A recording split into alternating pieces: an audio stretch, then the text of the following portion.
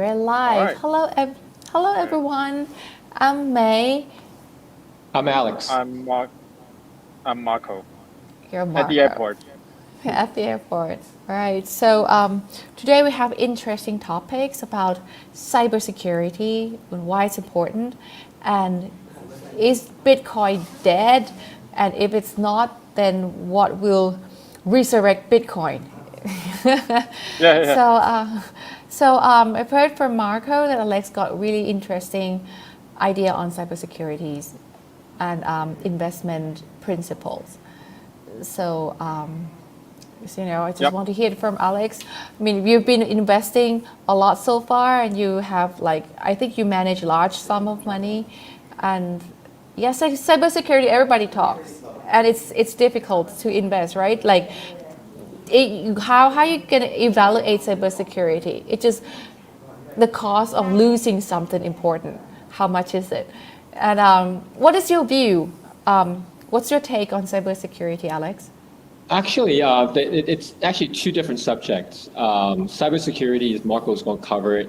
I'm going to cover more of a general investment philosophy, not dealing particularly with cybersecurity. But why don't Okay. I let Marco start then, since you posed that question. Let Marco Okay. start with what he has recently heard and he got so inspired that he Yep. wants to tell everybody about it. Right. Yeah, yeah. So I stumbled across this guy called Jason Larry. Jason Larry, he is a graduate student at MIT, a master graduate student, but he's also working at the military, like the U.S. Army, uh, sort of focusing on cybersecurity.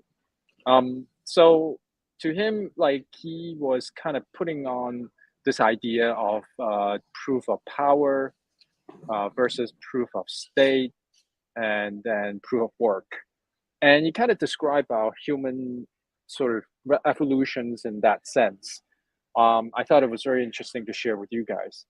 So he kind of described that if, say, you're a pack of wolves, right, like animals, and you trying to distribute a hunt or a prey, the meat and or property, a power, then you usually use this idea of proof of power.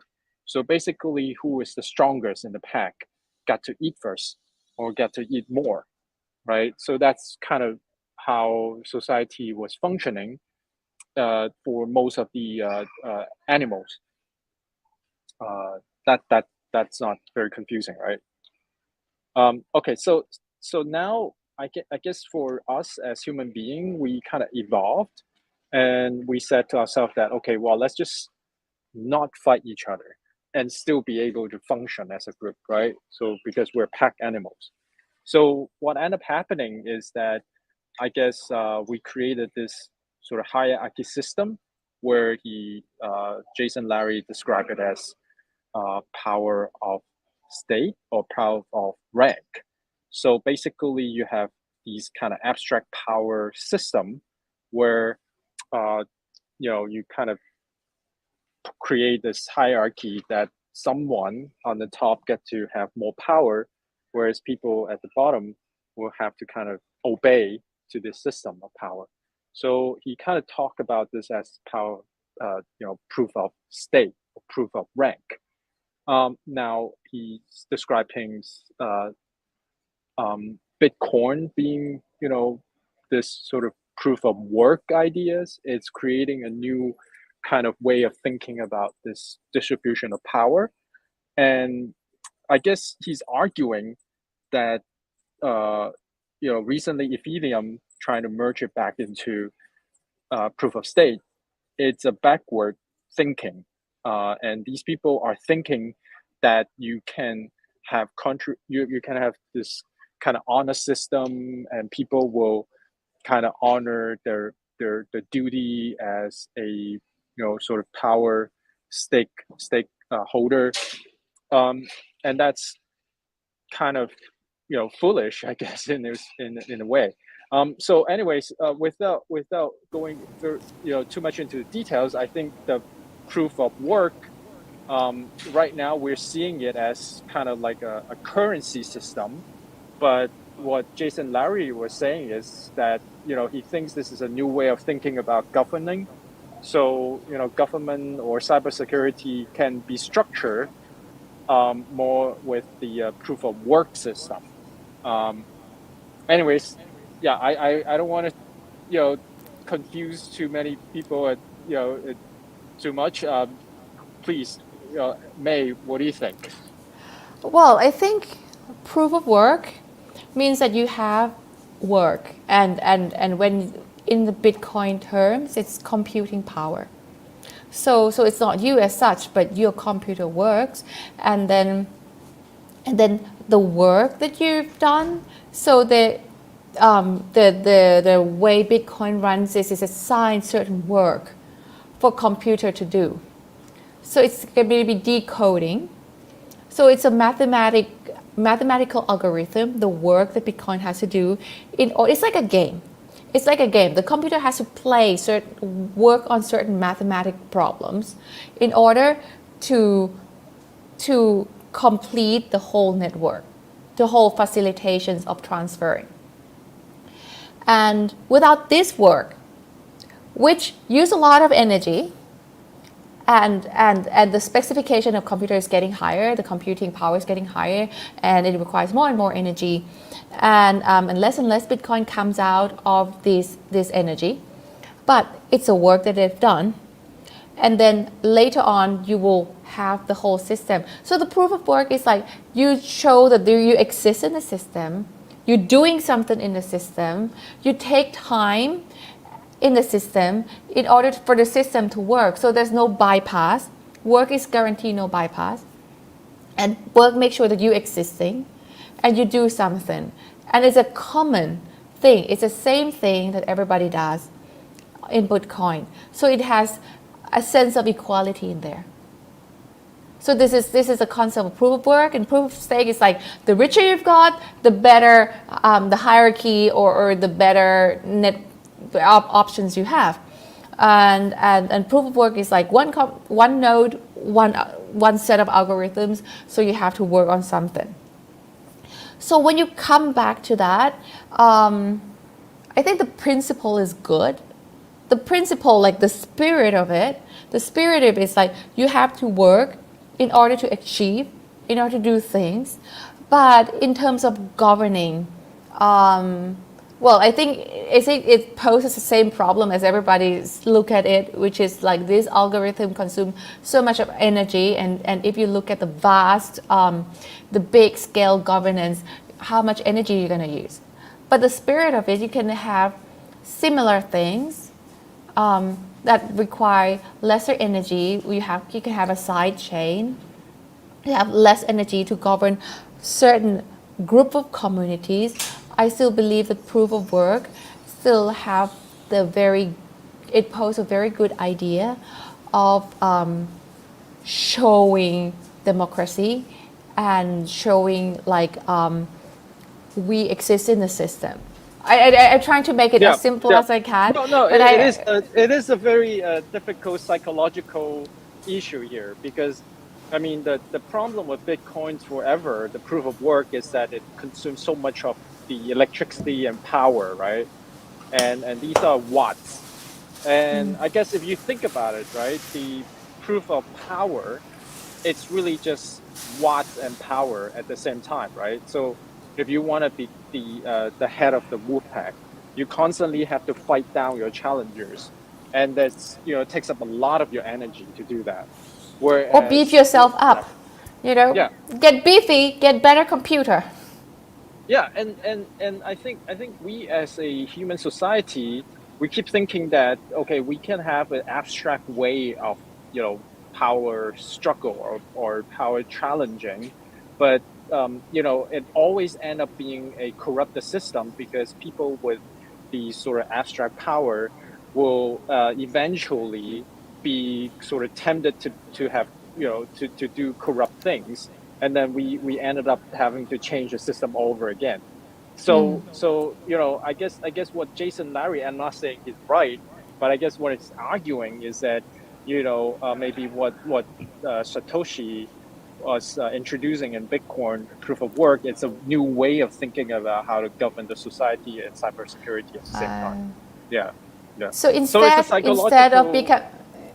Yeah. yeah, so you said instead of being a currency, it can be a government tools or a cybersecurity tool. Yes, yes, and Jason Larry's argument, and I encourage us to maybe like read on him or listen to his podcast. He has this 2 hours podcast. I listened to it 2 times, so I spent 4 hours on it. But anyway, so Wow. so his argument is that gunpowder at the very beginning was actually categorized as like medicine. So only doctor can give you gunpowder. But then it didn't evolve into a medicine. It became something even more influential than just like one medicine, as we all kind of witness.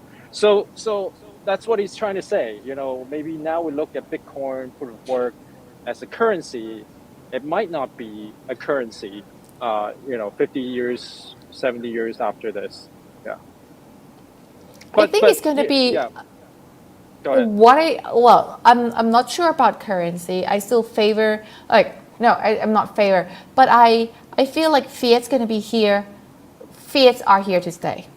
And I don't think fiats have given any sign that it's going to back down anytime soon.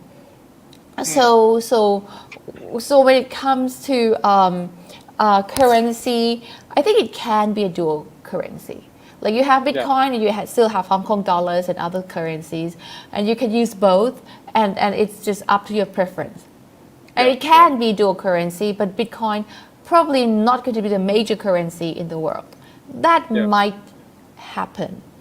But for when you look at the protocols, when you look at what the network is capable of, of course, it can answer a lot in the cybersecurity. Actually, cybersecurity is a subset of currency.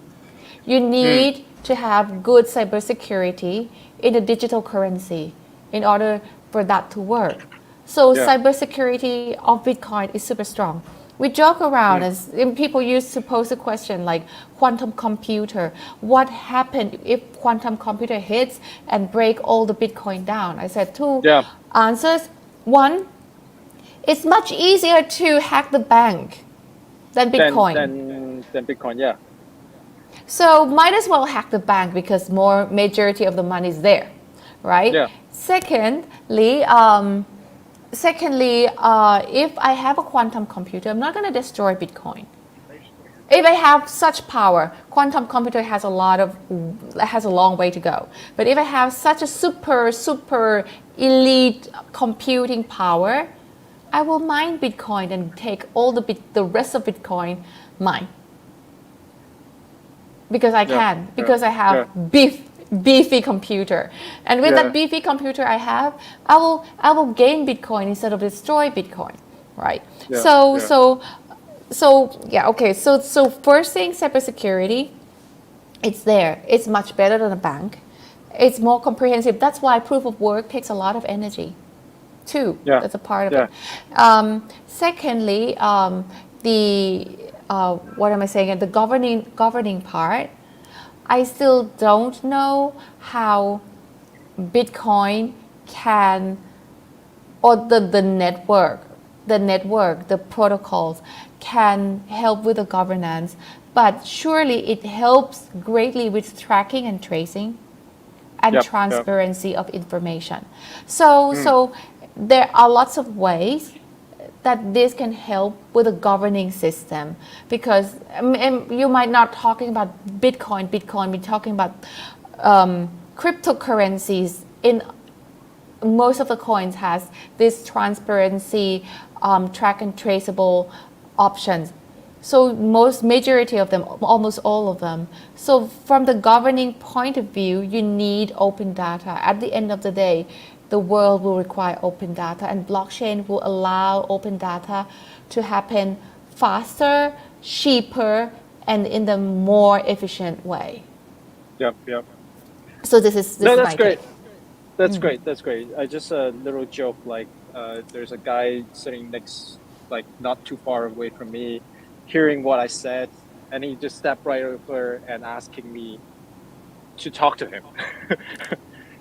So when you hear like what we talk about, like cybersecurity Right. and pro, So boy, you're that's making like, new friends. You yeah, tell but him I was like, like, no, I'm busy, and then you just walk away. all right. That's a potential listener, right, right there. Yeah. Give him your name card. Yeah, I should. All right. I'll get over there later. But anyway, regardless, we're gonna need a lot of computation power, and Alex is really passionate about, investing into whoever can provide the cheapest computation power into the future. Maybe this is a good time to switch over. How Alex look at future investment, technology investment. Hey, yeah, I mean, I don't know whether or not I touched on the subject before, but let's relate it back to video games. As you, I might have said this before, but I used to be very obsessed with video games. You And then did. You did. and then I went through one game where I says, "Oh my God, I did so well. I got such and such amount of kills." Da da da da. And then I realized, hey, if I could actually learn the stock market, if I could actually do something with it, and treat it like a video game, of course, with real money, but real world consequence, that is something that is in real life, right? It's not like it's not like something that's abstract. Where I did well in the game, but then woohoo, congratulating myself, nothing happens. So it's funny that I actually sometimes approach life in a video game type of way. Now, why did I mention video games is because recently we try to string together our investment philosophy. And May, you ever played video games before, right? Have you ever played RPGs or any type of action adventure games? I'm not a big fan of video game. I tried, I failed so many times. I gave up. But yeah, I know what it looks like. I have a lot of guy friends back in the engineering faculties, and they all play games. Yeah. We call them serious gamer instead of addiction. They are serious gamers. I have a lot of serious gamers friends. Yeah.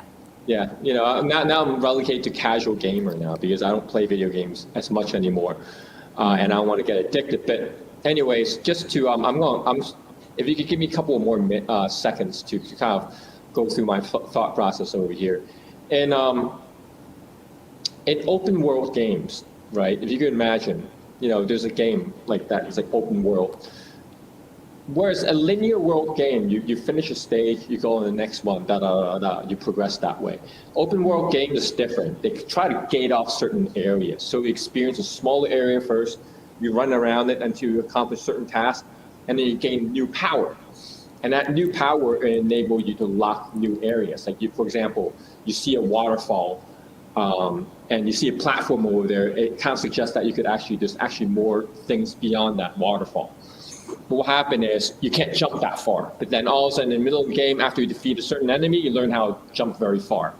Now you've unlocked the next, it's gated, right? So what happened is next you could jump that very far and you start to be able to explore a lot of places where you need to jump far, and then you're able to access a new tier of area, and then next and so on and so forth. So this is how certain open world games gate you. Well, in real life, actually, it just so happens that it works similarly, not as contrived, but for example, let's say 5G, right? Before 5G came along, there's a lot of thoughts about, wouldn't it be cool if you could do certain things over here and you instantaneously be able to communicate? But just the connection is not fast enough. Now, with the advent of 5G, of course, all of a sudden we're like, hey, we could actually do this, we could actually do that, right? And one of the things that would enable like cloud technology to happen, cloud computation to happen, is 5G, because now you could enable the fast transfer between information, milliseconds. So what happened is now I have a phone over here, and I downloaded the game before. And before, I used to have everything within this telephone. So when I play games, it happens all within here. The computation happens all in the phone. Well, it will certainly eat up battery life, and of course, the computation power is just as strong as your phone is allowed to. But now with 5G, now everything could be done remotely on the server, in a server room somewhere that has certain machines, and then your phone could only download the bare skeleton of the game, and then with 5G, then you connect with that, and then you could all computation happen there, and in milliseconds, you could just your inputs and everything could then transfer and so on and so forth. So what happened is, right now we are starting to look at companies that will enable, 5G enables cloud computing to be relevant, right? So what happened is, then we then look at companies that what will 5G unlock for us. So recently, one of the companies we invested in is a cloud computer company, a software company. I could give you more information on that later on about why this company is so special. But now let's look forward to something else, like with 6G. Now 6G, in order for that thing to happen, is actually satellites. So we then look at satellites as the next enabler.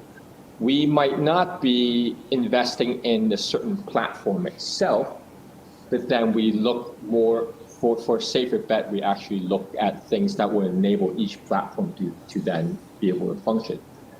And with satellite, of course, it works concurrently with the cloud technology, but you need cloud and computation power to drive different advances in society, such as, for example, self-driving vehicles. You need to have you need to relay information between what is actually going on in front of you onto the satellite and then somewhere else to read your position and so on and so forth. Mm-hmm. So just make a long story short, I know I'm not describing this very eloquently, but basically we're looking at things that will allow certain gates to open. We kind of invest in the keys that will allow these gates to open. So yeah, that's basically what I wanted to say. And I think that's a cool concept of investment. I believe that everything is going to be on cloud. I think, like we said earlier, with 6G, we're going to have chips everywhere. In a coffee cup, in my clothes, in my shoes, everywhere. And these chips going to be very small. I mean, I might put one in my earrings. Yeah. But it's going to be super small, and it won't bear a lot of battery or a lot of computing power or CPU as such. So it needs to go back and forth and receiving information, sending and receiving information all the time. So everything needs to be on cloud. Yeah. Well, yeah.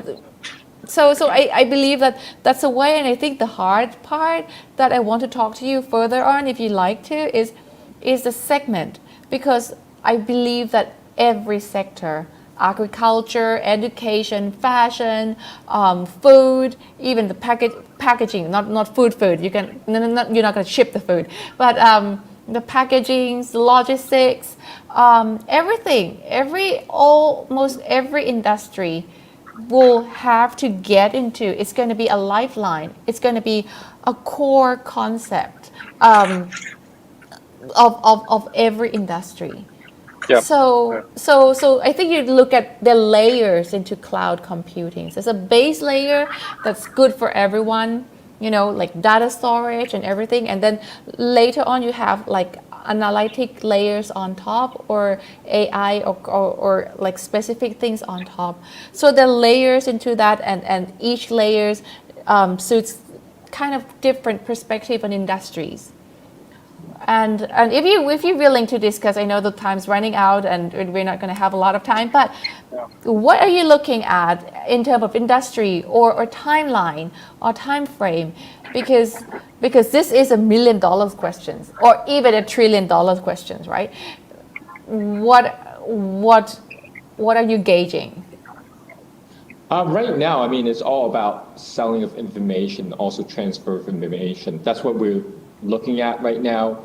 Again, with cloud computing, remotes. We have a company that just basically just providing cloud servers so well that even the big companies themselves, if they were to do it themselves, it's going to be more expensive than just hiring these people. For example, satellites company we're looking at is that not only SpaceX, but also other companies that, that competes with it in different regions of the world. And as you said, we have once, we didn't bite into this company, but we have once given it opportunity to invest in the company that, I forgot what's the name of that company now. It's off the tip of my tongue, but basically the same company that produced Pokemon Go, in that game. Oh yeah.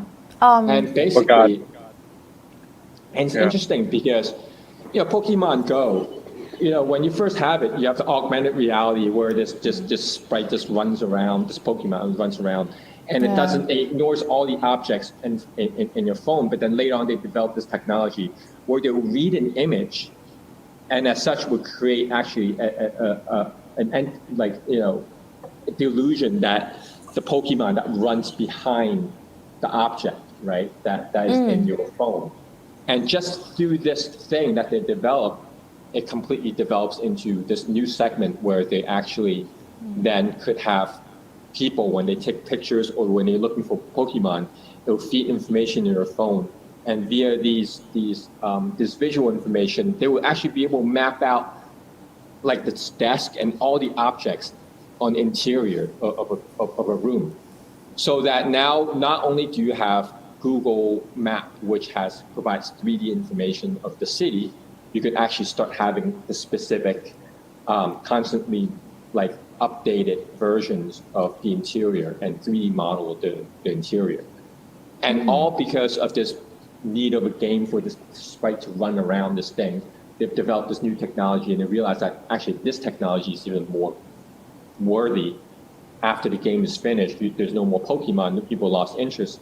There's this technology, this engine that they could actually then take this information and sell it to telecommunication companies and so on and so forth. Or, maybe even other nefarious reasons like military and such. But, so things like this, we actually passed on that investment a couple of years ago for various reasons. But yeah, something like this, which again, we are living in a world now where we are starting to try to calculate and assign a number and into each object on the reality. We're trying to create a virtual alter ego for it, especially for metaverse, for example. And then there are programs and computation power that will enable that to happen. And that's what we're trying to look into investing in. Wow. I don't know whether or not it's a long-winded answer to a question. Yeah. We also look at micro LED. We think micro LED is the future. It's really display is going to be thinner, more efficient, higher definition. So yeah, I think display will always be around, and then we always looking for these next breakthrough of display. Yeah, display is interface now. The way I look at it is interface. In order for you to interface with your environment, linking the virtual and reality, you actually then need to have interface. Currently, our interface is this touchscreen. Our next interface is something that floats on top of the windshield for a car, for example. And that's what micro LED will enable you to do, to be able to have, for example, a clear windshield. But at night, if you actually press certain things, you can start having a virtual HUD printed right onto your windshield, for example. So that's another thing. Again, it's all about interface between how you control the real world versus how you actually transfer that information between the real world and actually the virtual world, where things could be computed and feed back in the real world. It's pretty amazing. We look at the demo product from this company, and then they did these amazing display for cars. And so I think not very long from now, you're going to see cars with these windshield that is completely transparent, but then when you press a button, all these minority report things will come out. Wow. Yeah. Love to hear, love to see that. And more would love to invest in that. Wow, cool. But it's too early to tell. Like it's super early stage, but minority report in workplace or in my house. Wow, super cool. Yeah. Crime. Okay. Yeah. Anyways, But anyways, yeah. Go ahead. we're just 3 seconds away from half an hour. Yeah, there you go. So, yeah, I guess that's our sign to sign off. But is there anything else that you guys want to cover? I think my core has to run, but I think I have a lot of things to think about. But if you have some minutes, I want to be a chancer and ask you a few things about what do you think about Huawei cloud computing? I know that it's trying to compete in a global scale and it is coming up hot, but I don't know if you have enough time or you have enough exposure to Huawei cloud. I mean, just like out of curiosity. I might have to spend some time to think about that. Marco, what about you? Huawei Crowd. What specifically is your question? Well, you talk about cloud computing, and I think Huawei start from the super base layer of providing this for the most simple people until to the very advanced companies. So now they have selections of cloud computings and services, and they're trying to compete with Amazon, with which they have AWS, and this is right now it's number one in terms of volume and revenue in the world, right? And I think Huawei is trying very hard, and a lot of people migrating or even considering Huawei. Before Huawei was not even a choice, but now people looking at it, and since it started with like coming in hard with cloud computing, and there are lots of dispute between Chinese products. So I just want to hear your take about this, but I know it's going to be a long answer, so I don't know if we should do this now or we should think about it, sleep over, and see if we could continue this next time. I have a few things to say, but maybe we should talk about it next time. That's my suggestion. Okay.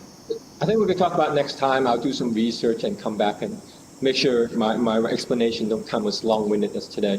So. I mean, your explanation is interesting, so thank you. Okay, cool. All right. All right. I have Then to catch my Marco, plane. have a nice flight, and thank you, Alex. Yeah, thank you. And, all right, bye-bye. Bye-bye. Bye.